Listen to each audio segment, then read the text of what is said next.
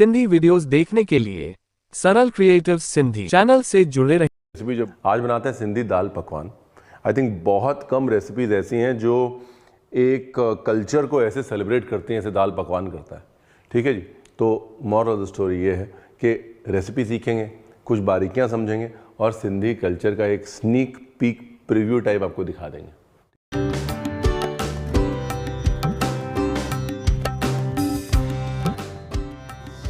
देखिए, अब दाल पकवान को सेलिब्रेट करने के लिए आप क्या कर सकते हैं, दाल पकवान पिज़्ज़ा बना सकते हैं।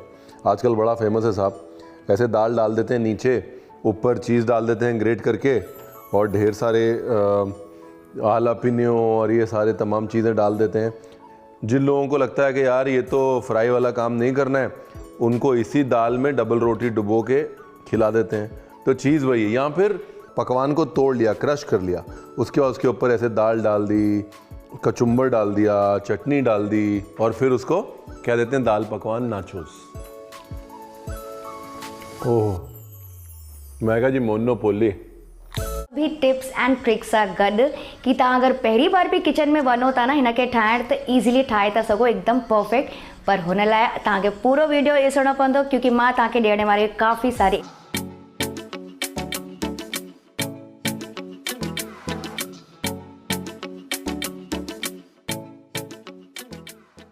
आज हम बनाएंगे एक बहुत ही सिंपल बेहद टेस्टी पोटैटो स्नैक जिसका नाम है आलू टुक्का।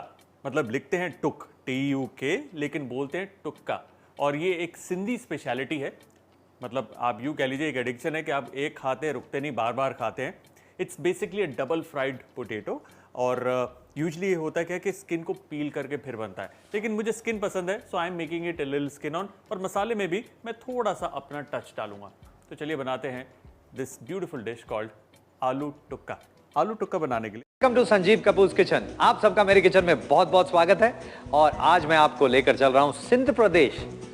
जी हाँ, सिंधी कुछ रेसिपीज आपके लिए। तो चलिए सिंधी कड़ी आपके लिए शुरुआत करते हैं आज के स्पेशल एपिसोड में।